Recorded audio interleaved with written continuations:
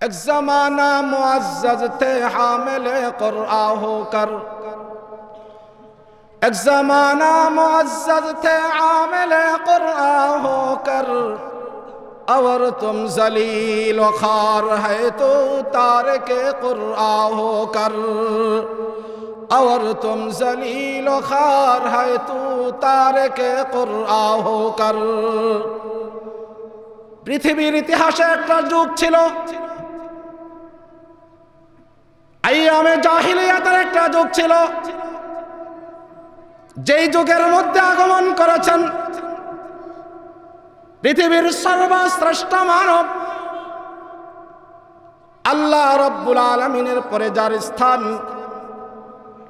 সকল নবীদের সরদার, হাসরের ময়দানের প্রধান আকর্ষণ মুহাম্মদ ইবনে আব্দুল্লাহ মক্কার সেই আইয়ামে জাহিলিয়াতের যুগের মধ্যে আগমন করে মাটির মানুষগুলোকে তার সোহবতে এনে কালিমার দাওয়াত দিয়ে সোনার মানুষে রূপান্তরিত করেছিলেন। যেই কারণে যেই মানুষগুলোর সমাজের মধ্যে দুই পয়সার দাম ছিল না, ওই মানুষগুলো দুনিয়া এবং আখিরাতে আল্লাহ রাব্বুল আলামিনের কাছে বহু দামি হয়ে গেছে। ওই বেলাল হাবশী কালো কুসরি একটা গোলাম, সমাজের মানুষ তাকে মানুষ বলে গণ্য করত না, সমাজের মানুষ তাকে মনুষ্যত্বর মানুষ হিসাবে পরিচয় দিতে লজ্জাবোধ করত। চেহারাটা কালো, শরীরের চামড়াটাও কালো, দেখতে বেশি সুবিধাজনক না, শরীরটাও তত একেবারে গাবুস গুবুস না, এমন একটা মানুষ বেলাল হাবশী। যেদিন মুহাম্মদুর রাসূলুল্লাহ সাল্লাল্লাহু আলাইহি ওয়াসাল্লামের হাতে হাত দিয়া কালিমা পড়ে মুসলমান হয়ে গেল, আল্লাহ রাব্বুল আলামিনের কাছে দুনিয়ার কোটি মানুষের চেয়ে বেলাল হাবশীর দাম বেড়ে গেল। বেলাল হাবশী তো ওই বেলাল,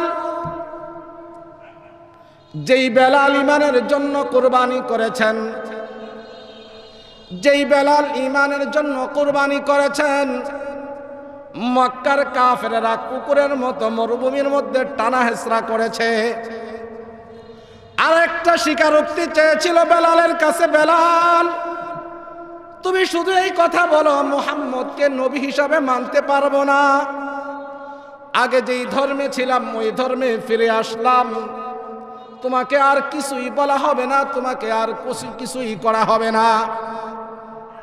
বেলালকে যত কষ্ট দেয়, বেলালের ওপর নির্যাতনের পরিমাণ যত বাড়ে, বেলালের ঈমান তত বাড়ে, বেলালের ওপর আক্রমণ যত বাড়ে, বেলালের ঈমান তত বাড়ে।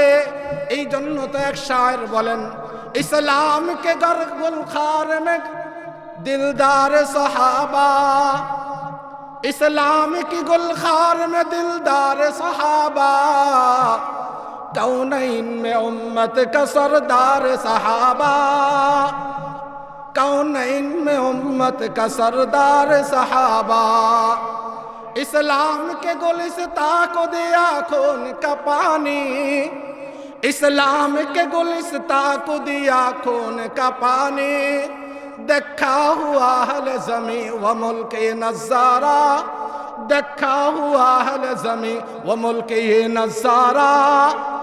সাহাবায়ে কেরাম এমন আদর্শ আর নীতি দেখায়া গেছেন, যার কারণে কিয়ামত পর্যন্ত ওই সকল সাহাবায়ে কেরামের পদাঙ্ক অনুসরণ করতে হবে, তাদের নাম স্মরণ করতে হবে। সাহাবায়ে কেরামের আদর্শ ছাড়া, সাহাবায়ে কেরামকে অনুসরণ করা ছাড়া কোনো মুসলমান জান্নাত পর্যন্ত পৌঁছতে পারবে না। আজকে মুসলমান নবীকে ভুলে গেছে, আজকে মুসলমান কোরআনকে ভুলে গেছে, আজকে মুসলমান নবীর সুন্নত ছেড়ে দিয়েছে, আজকে মুসলমান সাহাবায়ে কেরামের অনুসরণ ছেড়ে দিয়েছে, আজকে মুসলমান ওই পশ্চিমা ইহুদি নাসারাদের পদাঙ্ক অনুসরণ করে ওই পশ্চিমা লাল কুকুরদের তাহজিব আর তামাদ্দুনকে নিজের আদর্শ আর নিজের সংস্কৃতি বলে মনে করে। মুসলমানের ঘরে ঘরে আজকে পশ্চিমা সংস্কৃতি লালন পালন করে, মুসলমান ওই পশ্চিমাদের পদাঙ্ক অনুসরণ করে, জন্মদিনের মতো অনুষ্ঠান করে, 40 দিন 3 দিন এই ধরনের বিভিন্ন রুসুমাতের বেদাতের কাজে লিপ্ত। মুসলমান আজকে মসজিদে যায় না, মুসলমান আজকে রমজানের রোজা রাখতে চায় না, মুসলমান আজকে মাহফিলে যাইতে ভালো লাগে না, মুসলমানের কোরআনের তেলাওয়াত শুনতে ভালো লাগে না। এই জন্য মুসলমানের দিলটা মইরা গেছে। हम मुसलमान हैं मगर हम में मुसलमानी नहीं, हम मुसलमान हैं मगर हम में मुसलमानी नहीं, दिल में ईमान है मगर दीन पर चलता नहीं, दिल में ईमान है मगर दीन पर चलता नहीं। मुसलमान नामे आसे शुधु খোলাসটা শুধু মুসলমানের, লেবাসটা শুধু মুসলমানের, কিন্তু মুসলমানের মধ্যে আজকে ঈমান নাই। মুসলমান আজকে শুধু লেবাসটা পরিধান করে আছে, অন্তরের মধ্যে শিরকের বেদাতে ভরা।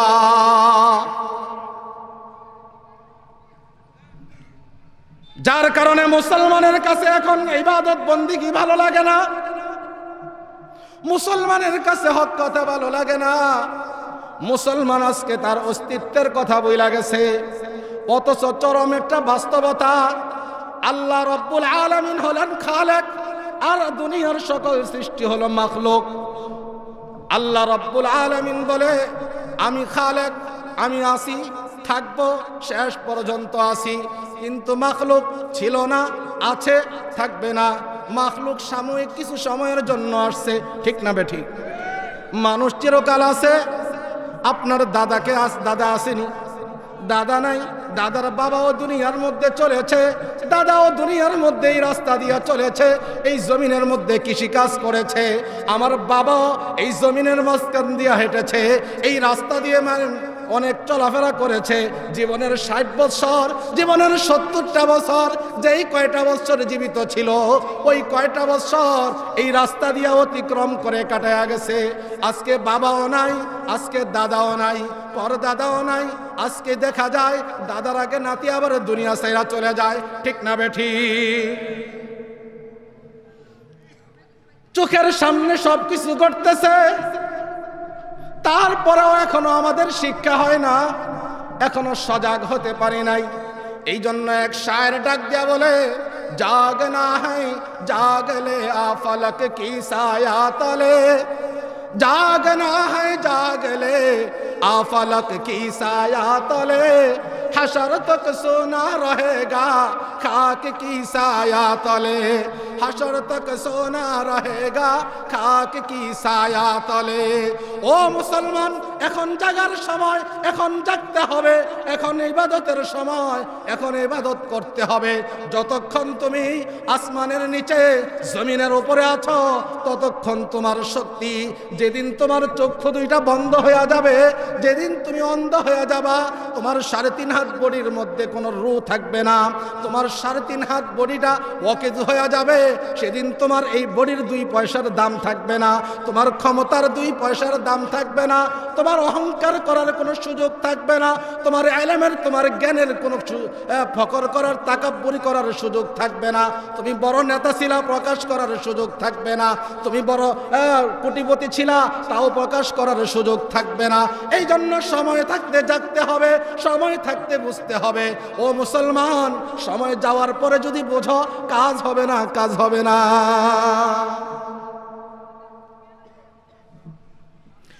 বলতেছিলাম হযরতে বেলাল হাবশী সুদূর হাবশা থেকে শুধু মুহাম্মদুর রাসূলুল্লাহর উম্মত হওয়ার জন্য মক্কায় এসেছিল। দীর্ঘদিন গোলামীর জিঞ্জিরে আবদ্ধ ছিল। যেই বেলাল হাবশী মুহাম্মদুর রাসূলুল্লাহর হাতে ইসলাম ধর্ম গ্রহণ করে নিল, ওই দিন বেলাল হাবশী আর বেলাল হাবশী নাই। ওই দিন বেলাল হাবশী আকাশের নূরের তৈরি ফেরেশতার চেয়ে 1000 গুণ বেশি দামি হয়ে গেছে। হযরতে বেলাল হাবশী নবী আলাইহিস সালাতু ওয়াস সালামের ইন্তেকাল হয়ে গেছে। ওনাকে দাফন করা হয়ে গেছে। বেলালে হাবশী মদিনা ছেড়ে চলে গেছে। কারণ বেলালে হাবশী বলে, যেই শহরের মধ্যে আমার মাহবুব নাই, যেই শহরের মধ্যে আজান দিলে আমার মাহবুব শুনতে পাবে না, ওই শহরের মধ্যে আমি বেলালে হাবশী থাকতে পারবো না। কারণ আমি যদি একটা মুহূর্ত এখানে থাকি, আমি বেলালে হাবশীর অন্তরটা চিরে যাবে, আমি বুকটা ফেটে যাবে। এই জন্য বেলালে হাবশী মদিনা ছেড়ে দিয়েছেন। মদিনা ছেড়ে বহু দূরে চলে গেছে। দীর্ঘ 12-13 বছর হয়ে গেছে মদিনায় আসে না, মদিনায় আসে না। হঠাৎ স্বপ্ন যোগে নবী আলাইহিস সালাতু ওয়াস সালাম বলে, বেলাল, দুনিয়ার মধ্যে তোমাকে আমি ভালোবাসতাম, আর তুমিও আমাকে প্রাণের চেয়েও বেশি ভালোবাসতা। আজকে আমি দুনিয়া থেকে বিদায় নিয়ে চলে আসলাম, আর তুমিও আমাকে ভুলে আমার শহর ছেড়ে চলে গেলা। আজ পর্যন্ত কোনোদিন আর আমার সাথে সাক্ষাৎ করলা না। স্বপ্ন যুগে বেলাল হাবশীর সাথে নবী আলাইহিস সালাতু ওয়াস সালামের মুলাকাত। ঘুম থেকে জাগ্রত হয়ে বেলাল পাগলের মতো মদিনার পানে ছুটেছে। দৌড়াইতে দৌড়াইতে বেলাল মদিনায় হাজির। মদিনায় হাজির হইয়া বেলাল নবীজির রওজা থারের মধ্যে গিয়া সালাম দিছে। মদিনার মধ্যে খবর ছড়িয়ে পড়ছে, বেলালে হাবশী মদিনায় আগমন করেছে। সাহাবায়ে কেরাম আনন্দিত হয়েছে। দীর্ঘদিন পরে হলেও বেলালের মুখে আবার নূরানি আজান শুনতে পাবো। সবাই বেলালের আজান শোনার জন্য বেকুল হয়ে আছে। কিন্তু বেলালের কাছে আবদার, বেলাল মদিনার মিনারের মধ্যে উঠে আজান দাও। বেলাল বলে, না, আমার পক্ষে দেওয়া সম্ভব না। বলে, আগে মদিনার মিনারের মধ্যে আজান দিতাম, আমার আজান আমার মাহবুব এই মদিনার মধ্যে বসে বসে শুনতো। আমার মাহবুব এখন নাই, আমার মাহবুব আর শুনবে না, অতএব আমি বেলাল আর আজান দিতে পারবো না। সাহাবায়ে কেরাম সকলে একে একে আবদার করেছে। বেলালে হাবশী সকলের আবদারকে প্রত্যাখ্যান করে ফেলেছে। সর্বশেষ নবী আলাইহিস সালাতু ওয়াস সালামের মায়াবী দুই দৌহিত্র হযরতে হাসান, হযরতে হুসাইন রাদিয়াল্লাহু তাআলা আনহুমা, ওনারা দুইজন আয়েশা বেলালে হাবশীর হাত ধরে বলে, চাচা,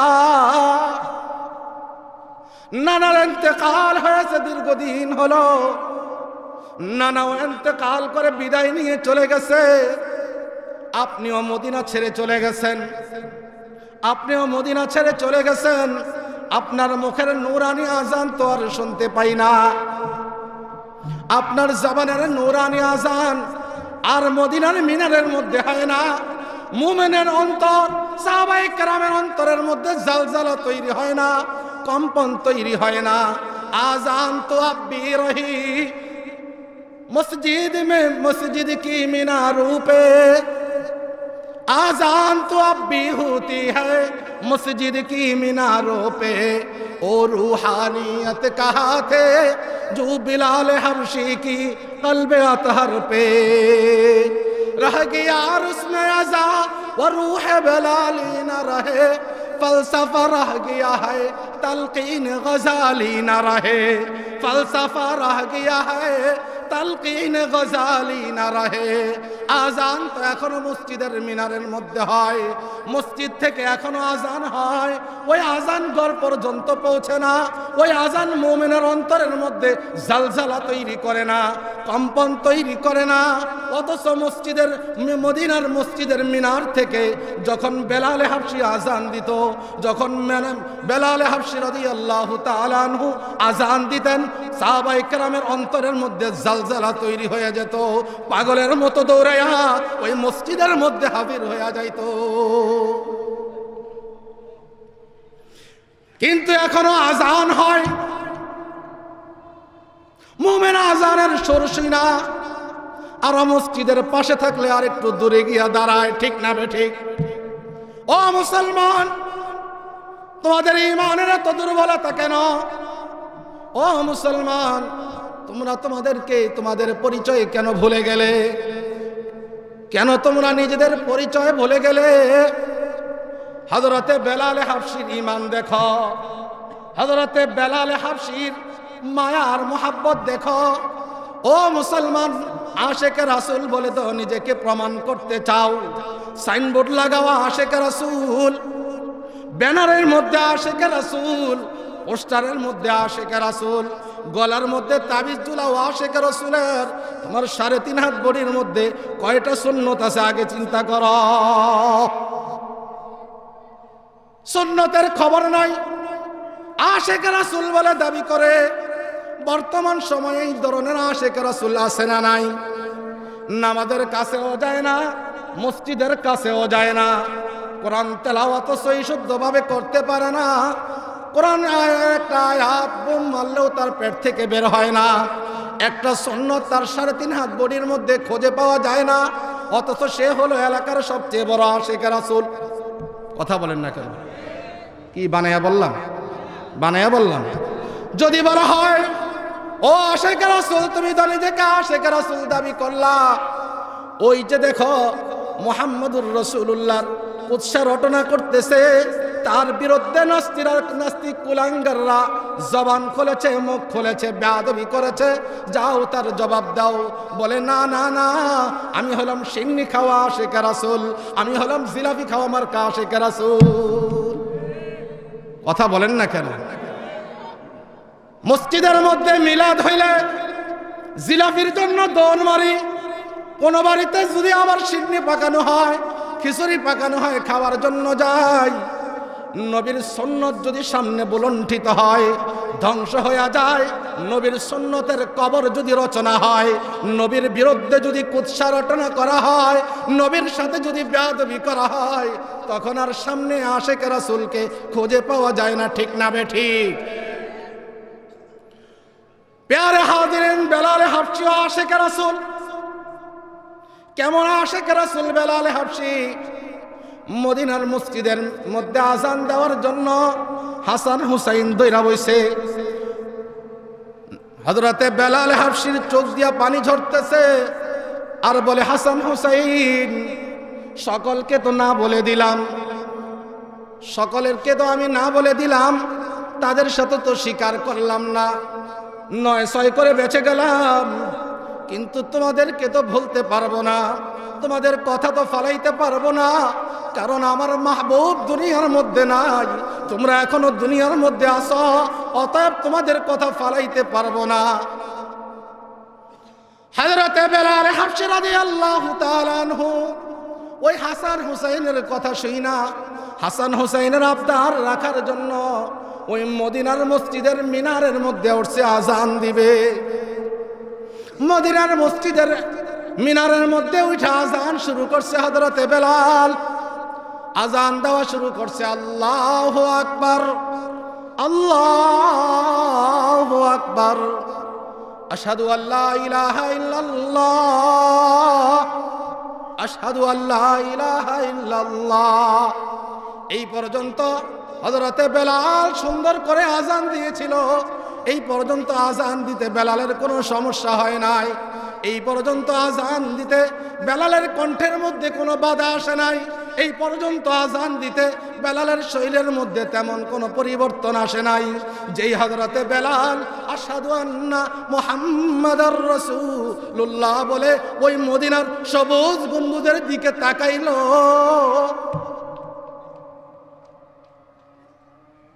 হযরতে বেলাল হাবশি রাদিয়াল্লাহু তাআলা আনহু মসজিদের মিনারের মধ্যে উঠে আযান দেওয়া শুরু করলো, আশহাদু আল্লা ইলাহা ইল্লাল্লাহ পর্যন্ত বেলালের কোনো সমস্যা হলো না। যেই হযরতে বেলাল আশহাদু আন্না মুহাম্মাদুর রাসূলুল্লাহ বলতে গেলেন, আর নজরটা দেয়া সবুজ গম্বুজের দিকে পড়ছে, হযরতে বেলাল সাথে সাথে জ্ঞান হারায়া ফেলছে। আরো জোরে বলেন আল্লাহু আকবার, আরো জোরে বলেন আল্লাহু আকবার। মোহাব্বত কি পরিমাণ ছিল, ইশকে রাসূল কি পরিমাণ ছিল বেলালের অন্তরের মধ্যে। আশহাদু আন্না মুহাম্মাদার রাসূলুল্লাহ শেষ করতে পারে নাই, জ্ঞান হারায়া ফেলছে। সাহাবায়ে কেরাম আরেকজন সাহাবী উঠে আজান শেষ করছে। বেলালকে দীর্ঘ সময় পরে বেলালের যখন হুঁশ ফিরে আসলো, বেলালকে জিজ্ঞাসা করা হলো, বেলাল কি হলো তোমার, বুঝতে তো পারলাম না। এই মিনারের মধ্যে তো তুমি একদিন দুই দিন না, দীর্ঘ 10টা বছর দাঁড়িয়ে দাঁড়িয়ে আজান দিছ, তখন তো তোমার কোনো সমস্যা হয় নাই, আজকে আজান দিতে গিয়ে তোমার কেন সমস্যা হলো? হযরতে বেলাল ডাক দিয়া বলেন, ও মদিনার প্রবাসীরা শোনো, ও আল্লাহর নবীর সাহাবীরা শোনো, কেন আমি বিলালের এই অবস্থা হলো? আমি যখন আশহাদু আন্না মুহাম্মাদুর রাসূলুল্লাহ বলতে গেলাম, আমার মাহবুবের পুরা চেহারাটা আমি বেলালের চোখের সামনে ভেসে উঠছে। যখনই আমার মাহবুবের চেহারাটা আমি বেলালের সামনে ফুটে উঠলো, আমি আর নিজেকে ধরে রাখতে পারলাম না। আমার এই মাহবুব তো আমার আজান সশরীরে এই মদিনার মসজিদে বসে বসে শুনতো, আজকে আমি আজান দেই, আমার মাহবুব এখন আর মদিনার মসজিদের মধ্যে নাই, আমার মাহবুব ওই সবুজ গম্বুজের নিচে শায়িত। হযরতে বেলাল নবী আলাইহিস সালাতু ওয়াস সালামের আশক আর মোহাব্বত কি পরিমাণ ছিল। আজকে আমার আপনার অন্তরের মধ্যে আশিকে রাসূল, ইশকে রাসূল আছে, কিন্তু আমার ইশকে রাসূল আর ওই সাহাবায়ে কেরামের ইশকে রাসূলের মধ্যে আকাশের পাতালের ডিফারেন্স, ঠিক না বে ঠিক? আজকে এই দুনিয়ার মধ্যে কিছু নাস্তিক মুরতাদের কুলাঙ্গার নবী আলাইহিস সালাতু ওয়াস সালামকে নিয়ে কটূক্তি করে, নবী আলাইহিস সালাতু ওয়াস সালামের বিরুদ্ধে মিথ্যাচার করে, নবী আলাইহিস সালাতু ওয়াস সালামের চরিত্র হনন করার জন্য লেগে উঠে পড়েছে। আজকের এই সমাজের কিছু কুলাঙ্গার নবী আলাইহিস সালাতু ওয়াস সালামকে দুনিয়ার মানুষের কাছে একেবারে নিকৃষ্ট বানানোর জন্য এই হীন উপায়ে তারা চালিয়ে যাচ্ছে। আর আমরা মুসলমান বসে বসে আঙ্গুল চুষছি, কোনো বিরোধিতা করি না, কোনো প্রতিবাদ করি না, ঠিক না বেঠি? অথচ পাকিস্তানের গাজী আলমউদ্দিন আল্লাহর নবীর কোন সাহাবীও না। গাজী আলমউদ্দিন সাধারণ একজন রাজমিস্ত্রি, সাধারণ একজন রাজমিস্ত্রির হেল্পার। আতাউল্লাহ শাহ বুখারী বক্তৃতা দিয়েছেন, ও আল্লাহর নবীর সাহাবীরা, ও আল্লাহর নবীর উম্মতেরা, ভালো করে শোনো, রাজপালের পেশার মধ্যে নবী আলাইহিস সালাতু ওয়াস সালামের চরিত্র হনন করে রঙ্গিলা রাসূল নামে একটা বই ছাপা হয়েছে, যেই বইয়ের মধ্যে রসুলের চরিত্রকে ব্যঙ্গাত্মকভাবে প্রকাশ করা হয়েছে, রসুলের চরিত্রকে হনন করা হয়েছে, যেই বইয়ের মধ্যে রসুলের বিরুদ্ধে উৎসাহ রটনা করা হয়েছে। আল্লাহর নবীর উম্মতরা কে আছো, কে আছো আশিক রাসূল, ওই রাজপালকে হত্যা করতে পারবা? যেই ব্যক্তি রাজপালকে হত্যা করবা, আমি আতাউল্লাহ শাহ বুখারী তার জান্নাতের জিম্মাদারি নিলাম। আমি আতাউল্লাহ শাহ বুখারী তার জান্নাতের জিম্মাদারি নিলাম। গাজী আলমউদ্দিন কাজ করে বাড়িতে যাইতে লইছিল, পথিমধ্যে এই সমাবেশ দেখে দাঁড়াইল, আর আতাউল্লাহ শাহ বুখারীর সেই বক্তব্য তার কানে আসছে। রাজপাল আর 1 সেকেন্ডও দেরি করে নাই, গাজী আলমউদ্দিন আর 1 সেকেন্ডও দেরি করে নাই, সোজা চলে গেছে বাড়ির মধ্যে। আসবাবপত্র রাইখা মাকে বলে, মা চিরতরে আমাকে বিদায় দিয়ে দাও, রসুলের দুশমনকে খতম করতে যাব, আমাকে বিদায় দিয়ে দাও মা, আমাকে বিদায় দিয়ে দাও। গাজী আলমউদ্দিন মার কাছ থেকে বিদায় নিলেন, ছোট্ট একটা খঞ্জর সাথে করে নিয়ে নিলেন, পিছনে গাইথা নিছেন, এবার রওনা করছেন রাজপালের বাড়ির দিকে। রাজপাল তৎকালীন সময়ের বড় ক্ষমতাধর একজন ব্যক্তি, টাকা পয়সার কোনো কিছুর কমতি নাই, ক্ষমতারও কমতি নাই। ওই রাজপালকে মারার জন্য একজন রাজমিস্ত্রি হেল্পার গাজী আলমউদ্দিন রওনা করছে। গাজী আলমউদ্দিনের অন্তরের মধ্যে ইশকের আগুন, ইশকে রাসূলের আগুন দাউ দাউ করে জ্বলতেছে। আগুন সে প্রশমিত করতে পারে নাই। এই জন্য আলমউদ্দিন পাগল পারা হয়ে ছুটছে, ওই রাজপালকে খতম করতেই হবে। গাজী আলমউদ্দিন সিংহের মতো গর্জন মেরে সামনে অগ্রসর হচ্ছে। যা দেখতে পাইল একটা চায়ের দোকান দেখা যায়। জিজ্ঞাসা করলো, ভাই রাজপালের বাড়ি কোনটা? বলে রাজপালের বাড়ি এইটা। বলে কেন? আমার রাজপালের সাথে জরুরি একটা কথা আছে। বলে অপেক্ষা করো, কিছুক্ষণের মধ্যে রাজপাল বের হবে। গাজী আলমউদ্দিনের মধ্যে আশকে রাসূল দাউ দাউ করে জ্বলতেছে। এই জন্য গাজী আলমউদ্দিন সুন্দর করে বসে আছে, অপেক্ষার প্রহর গুনতেছে কখন রাজপাল বের হবে আর তাকে শহীদ, তাকে মেরে তাকে হত্যা করে রাজপাল গাজী আলমউদ্দিন জান্নাতি হয়ে যাবে। অপেক্ষা করতে করতে হঠাৎ দেখতে পেল রাজপাল বের হয়ে আসছে। আলমউদ্দিন দৌড়ে যায় খঞ্জরটা বের করে হাত দিয়ে তার বুকের মধ্যে ঢুকাইয়া দিল, আর রাজপাল জায়গার মধ্যে পড়ে গেল। পড়ে গেছে, একটা দিয়া শেষ না, তাকে চতুর্দিক দিয়ে ঘেরাও করে ফেলেছে। তারপরও আলমউদ্দিন আরো কয়েকটা মাইরা দিছে, কারণ তার কথা হলো আমার জীবন চলে যাক তাতে কোনো আপত্তি নাই, কিন্তু আল্লাহর জমিনের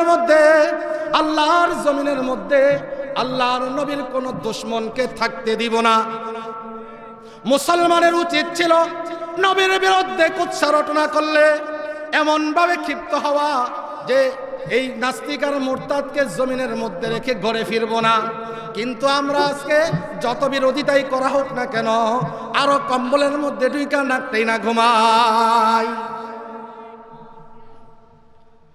গাজী আলমউদ্দিন রাজপালকে খতম করে দিল, চতুর্দিক দিয়ে বেরো, তাকে এখন গ্রেফতার করে ফেললো। আলমউদ্দিনকে এখন জেলখানায় বন্দী করা হলো। সারা পাকিস্তানের মধ্যে আলোড়ন সৃষ্টি হয়ে গেছে। পরের দিনের পত্রিকার হেডলাইন, রাজপাল নিহত, রাজপাল নিহত, পুরা পাকিস্তান সরগরম। আলমউদ্দিন জেলখানায় বন্দী, উকিল ব্যারিস্টার সবাই গিয়ে আলমউদ্দিনের কাছে হাজির। আলমউদ্দিন, তুমি যেই কাজ করেছ এই কাজের জন্য তোমার মৃত্যুদণ্ড আসবে, নির্ঘাত তোমাকে মৃত্যুদণ্ড দেওয়া হবে, তোমাকে ফাঁসির কাষ্ঠে ঝুলানো হবে। তুমি একটা কথা যদি বলতে পারো তাহলে আমরা তোমাকে বাঁচাইয়া দিব। কি কথা বলতে হবে? যে তুমি বলবা শুধু যখন আমি রাজপালের বুকের মধ্যে খঞ্জরটা ঢুকাইয়া দিছিলাম ওই মুহূর্তে আমার সেন্স ছিল না, আমি মাতাল ছিলাম। শুধু একটা কথা বলবা, আমরা তোমাকে বাঁচাইয়া নিয়ে আসবো। প্যারে হাজিরিন, একটু চিন্তা করবেন, গাজী আলমউদ্দিনের মধ্যে কি পরিমাণে আশকে রাসূল ছিল। বলে না, তোমরা আমাকে দুনিয়ার মধ্যে বেঁচে থাকার খবর জানাচ্ছ, দুনিয়ার মধ্যে বেঁচে থাকার জন্য আমাকে পরামর্শ দিচ্ছ। আমি দুনিয়ার মধ্যে থাকতে চাই না। এই দুনিয়ার দুর্গন্ধময় অবস্থা পরিবেশের মধ্যে আমি আর একটা মুহূর্ত থাকতে চাই না। আমার সামনে জান্নাতে তুলে ধরা হয়েছে, নবী আলাইহিস সালাতু ওয়াস সালাম আমাকে হাত দিয়ে ডাকতেছে।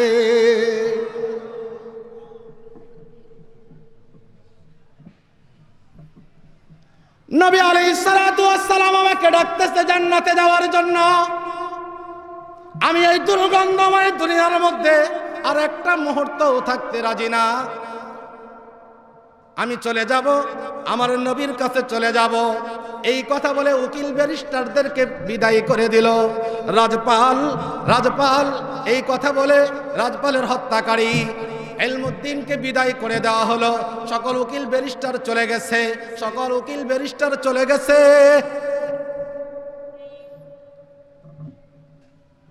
আলমউদ্দিন জেলখানার মধ্যে বন্দী অবস্থা আছে। কোর্টের মধ্যে হাজির, মৃত্যুদণ্ডের হুকুম হয়ে গেছে। রাজপালের চেহারার মধ্যে কোনো ভয় নাই, বরং রাজপাল হাসতেছে। আরে গাজী ইলমুদ্দিন হাসতেছে, তার জবানের মধ্যে, তার শরীরের মধ্যে কোনো ক্লান্তি নাই, কোনো ভয় নাই, কোনো ভীতি নাই, মৃত্যুর কোনো পরোয়ানা নাই। অথচ আমরা আজকে মৃত্যুকে ডরাই, আমরা আজকে মৃত্যুকে ভয় পাই।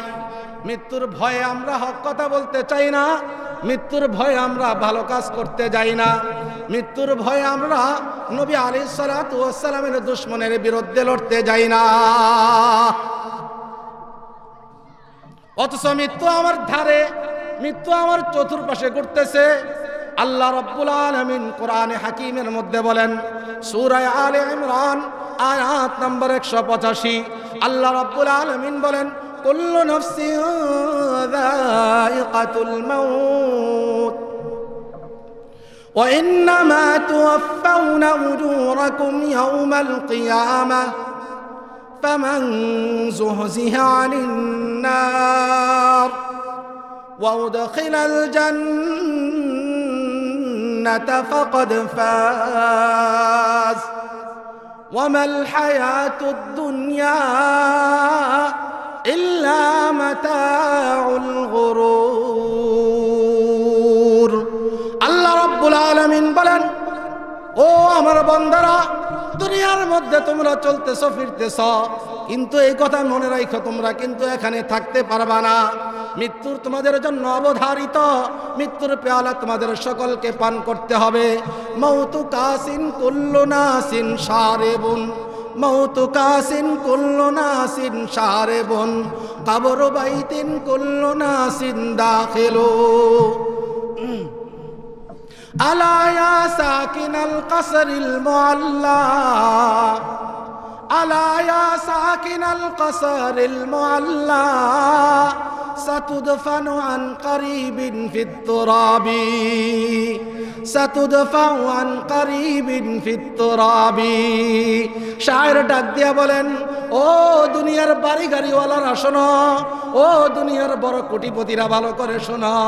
আলা ইয়া সাকিনাল কসরিল মুআল্লা, সাতুদফানু আন করিবিন ফিত তুরাবি, সাতুদফানু আন করিবিন ফিত তুরাবি। এত অহংকার তাকাব্বুরি করে লাভ কি? এত অহংকার কিসের? ওই যে মাটির ঘর তোমাকে ডাকতেছে, অচিরেই তোমাকে সেখানে দাফন করা হবে। ইয়া জামানা ইয়া মুসাফির, সফর তেরা है करीब, रंज की दरिया में किश्ती मौजा तूफा है मजीद, रंज की दरिया में किश्ती मौजा तूफा है मजीद। এত ভাব আর গম্ভীর্যের কোনো কারণ নাই। ওই যে দেখো, ওই যে দেখো, সাগরের মধ্যে তোমার মৃত্যুর এই নৌকাটা ভাসতেছে, যেই কোনো মুহূর্তে একটা ঢেউ আসবে, ওই ঢেউয়ের সাথে তোমাকে বিদায় নিয়ে চলে যেতে হবে। আজকে মৃত্যুকে বলে গেছি আমরা, মৃত্যুর কথা আমাদের স্মরণে নাই, মৃত্যু যেন পরদেশী হয়ে গেছে। অথচ মৃত্যু ছিল আমার চির আপন, মৃত্যু ছিল চির আপন। নবী আলাইহিস সালাতু ওয়াস সালামের হাদিসের এক ব্যাখ্যা করতে গিয়ে একজন বলেন, তারাকতু ফীকুম ওয়াইযাইন, তারাকতু ফীকুম ওয়াইযাইন, নাতিকান ওয়া সামিতান, ফান্নাতিক ওয়াল কুরআন, الصامت والموت। নবী আলাইহিস সালাতু ওয়াস সালামের হাদিস অনুসরণে মুহাদ্দিসিনে কিরাম বলেন, নবী আলাইহিস সালাতু ওয়াস সালাম বলেছেন যে তোমাদের জন্য দুইটা নসিহত করে যাচ্ছি, দুইটা নসিহত তোমাদের জন্য রেখে যাচ্ছি। একটা কথা বলতে পারে, আরেকটা কথা বলতে পারে না, আরেকটা বোবা। একটার নাম হলো, যেটা কথা বলতে পারে ওইটার নাম হলো কোরআন, আর যেটা কথা বলতে পারে না ওইটার নাম হলো মৃত্যু। কি বলেন, মৃত্যু কথা বলতে পারে? আহা, মৃত্যুকে ভুলে আসেন, মৃত্যুকে ভুলে আসেন। অথচ মৃত্যু কত কঠিন, মৃত্যু কত কঠিন। আল্লামা ইবনুল জাওজি রহমাতুল্লাহি আলাইহি তার বয়ানের মধ্যে লিখেছেন, তার বয়ান সংকলন বুস্তানুল ওয়াইজিনের মধ্যে লিখেছেন, হযরতে ইব্রাহিম খলিলুল্লাহ আলাইহিস সালাতু ওয়াস সালামকে যখন দুনিয়া থেকে বিদায় করে নেওয়া হলো, অতঃপর অন্যান্য নবীদের সাথে তার মোলাকাত হয়েছে আল্লাহ রাব্বুল আলামিনের কুদরতের মাধ্যমে।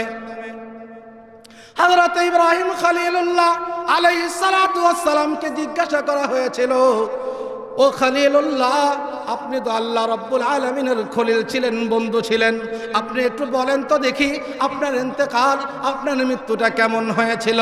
হযরত ইব্রাহিম খলিলুল্লাহ আলাইহিস সালাতু ওয়াস সালাম বলেন, আমি আমার মৃত্যুর কথা কি বলবো?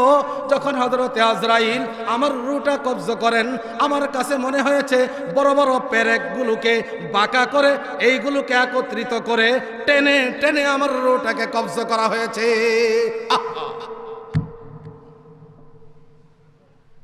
হযরতে ইব্রাহিম খলিলুল্লাহ বলতেছেন, আল্লাহ রাব্বুল আলামিন শুনে বলেন, ইব্রাহিম, তুমি এই কথা বলতেছ যে তোমাকে এত কষ্ট করে তোমার রূহ কবজ করা হয়েছে, এই কথা যাই না রাখো, তোমার রূহ অন্যান্য বান্দাদের চেয়ে লাখ গুণ বেশি আরামের সাথে বের করা হয়েছে।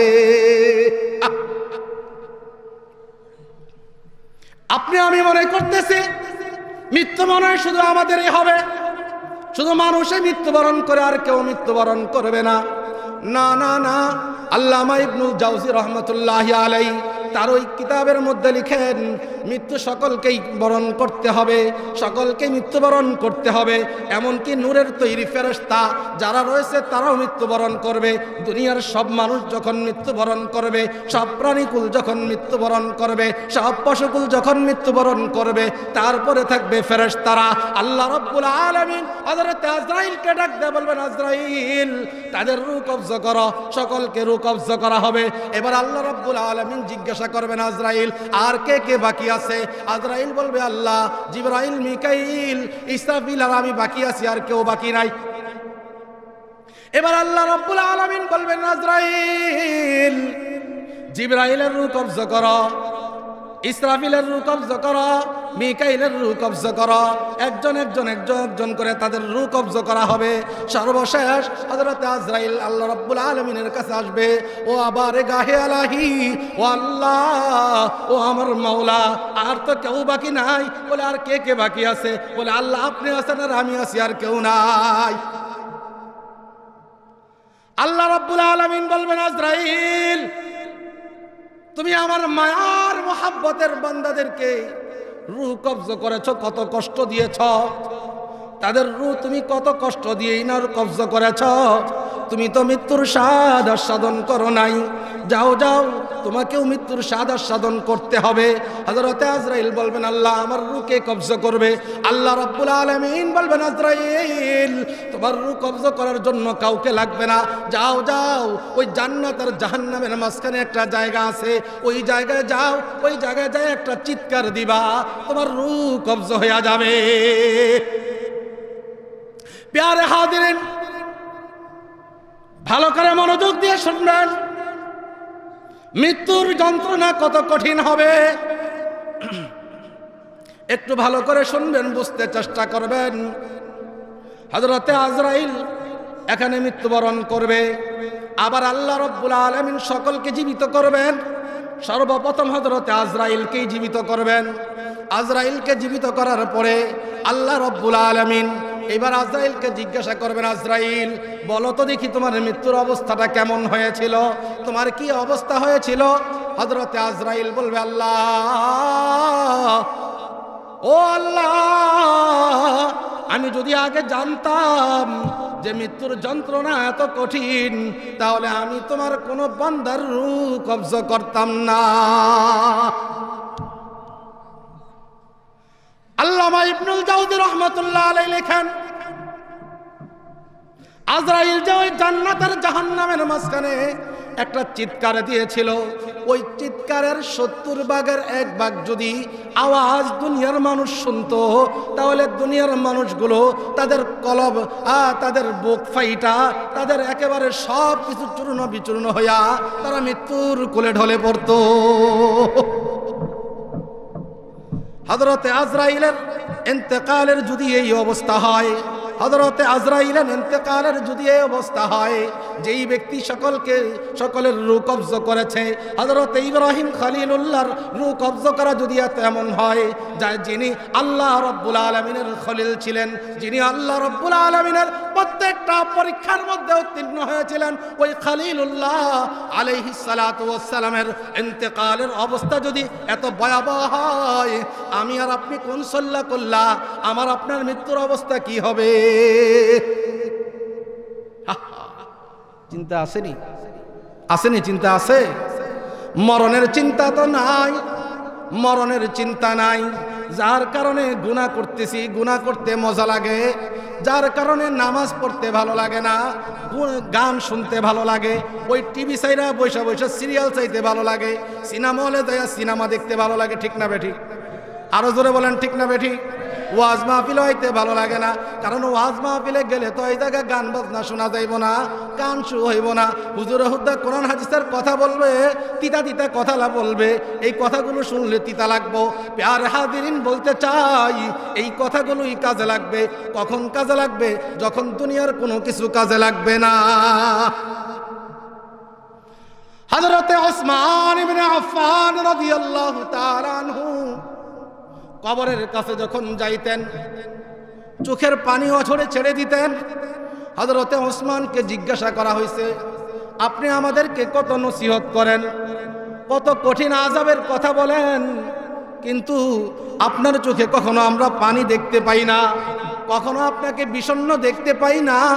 কিন্তু যখন আপনি কবরের কাছে যান, যখন আপনি কবরের কাছে যান, আপনার চোখ দিয়ে অঝরে বৃষ্টির মতো পানি পড়ে, তার কারণটা কি বুঝতে তো পারলাম না।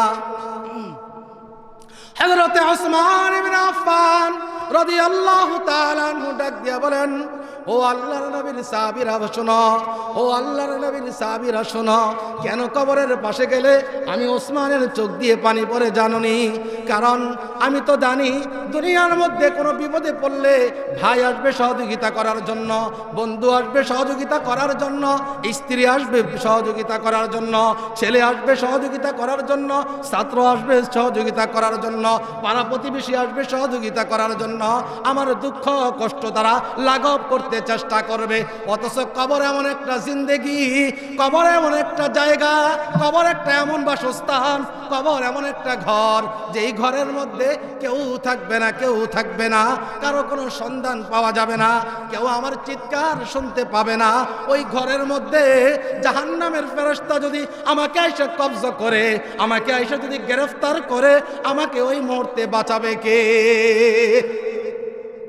কে বাঁচাবে আমাকে? কে বাঁচাবে? বাঁচানোর মতো কেউ থাকবে না। यो तो दुनिया देखने में किस कदर खुश रंग थी, यूं तो दुनिया देखने में किस कदर खुश रंग थी, कब्र में जाते ही दुनिया की हकीकत खुल गई, कब्र में जाती है दुनिया की हकीकत खुल गई, लाश मेरी कह पड़ी है बेकफन, लाश मेरी क्या लाश मेरी कई पड़ी है बेकफन, क्या कफन बाजार में मिलता नहीं। শায়ের ডাক দিয়া বলেন, ও দুনিয়াবাসী শোনো, ও দুনিয়াবাসী শোনো, কবরের কথা তো তোমাদের মনে হয় না, দুনিয়ার মধ্যে বিচরণ করো, কবরের ভয় তোমাদের অন্তরের মধ্যে আসে না, মরার ভয় তোমাদের অন্তরের মধ্যে আসে না। এই দুনিয়া শুধু রং তামাশা, এই দুনিয়া শুধু রং তামাশা, দুনিয়ার রং তামাশায় কি পরিমাণ কি করেছ।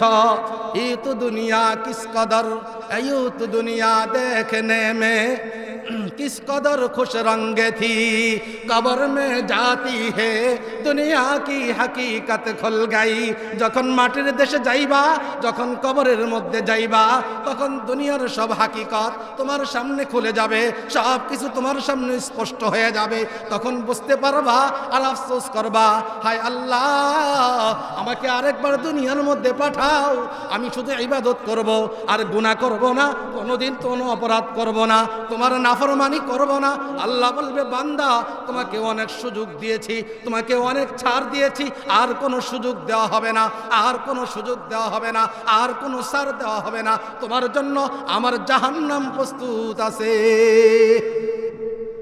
এই জন্য মুহতারাম হাজিরিন সময় থাকতে বুঝতে হবে সময় থাকতে ইবাদত বন্দেগী করতে হবে জীবনের মূল্য বুঝতে হবে জীবনের মূল্য দিতে হবে ইবাদত বন্দেগী করতে হবে পারবেন রাজি আছেন এতক্ষণ কি ওয়াজ শুনছেন ওয়াজে কোনো আসর হইছে না ওয়াজে মনে কোনো আসর হইছে না এতক্ষণ পর্যন্ত যে ওয়াজগুলো শুনছেন এই ওয়াজ থেকে কি বুঝতে পাইলেন যে দুনিয়া থাকতে পারবেন আরো জোরে বলেন থাকতে পারবেন আরো 50 বছর বাঁচবেন 100 বছর বাঁচবেন 200 বছর বাঁচবেন হ্যাঁ এটা বুঝছেন নাকি তাহলে মরণের কোনো গ্যারান্টি আছে আপনি এখন যে এখানে বসা আছেন বাড়িতে যাইতে পারবেন এই গ্যারান্টি কার্ড আসেনি মোবাইল কিনলে একটা ওয়ারেন্টি কার্ড দিয়া দেয় 1 বছরের 2 বছরের কি বলেন দেয় না দেয় ফ্রিজ কিনলে 10 বছরের দেয় ফ্যান কিনলে 10 বছরের দেয় না দেয় আমি আর আপনার এই যে বডিটা আছে এই বডির মধ্যে যে একটা সিম আছে এইটার কোনো গ্যারান্টি কার্ড আসেনি আছে নাই তাহলে এখন যদি আপনার ইন্তেকাল হয় তাহলে কোন অবস্থায় ইন্তেকাল হবে চিন্তা করছেন নি চিন্তা করছেন এই জন্য নামাজ ছাড়বেন নি আর নামাজ ছাড়বেন বলেন যে আর জীবনে কোনোদিন নামাজ আরো জোরে আর কোনোদিন জীবনে নামাজ ছাড়বো না পারবেন একটা আমল করতে পারবেন তো আর কিচ্ছু লাগবে না আর কিচ্ছু লাগবে না একটা পারবেন যে জীবনে কোনোদিন নামাজ ছাড়বো না একটা আমল করবেন সব শেষ হয়ে যাবে আর কিচ্ছু থাকতো না যে নামাজ পড়ে সে মিথ্যা কথা বলে না যে নামাজ পড়ে সে ধোঁকা দেয় না যে নামাজ পড়ে মানুষের হক নষ্ট করে না অতএব আজকে থেকে ওয়াদা করলাম যার কোনোদিন নামাজ ছাড়বো না মনে থাকবো তো ইনশাআল্লাহ আল্লাহ তাআলা আমাদের সকলকে এই কথাগুলোর উপর আমল করার তৌফিক দান করুন সকলে বলেন আমিন।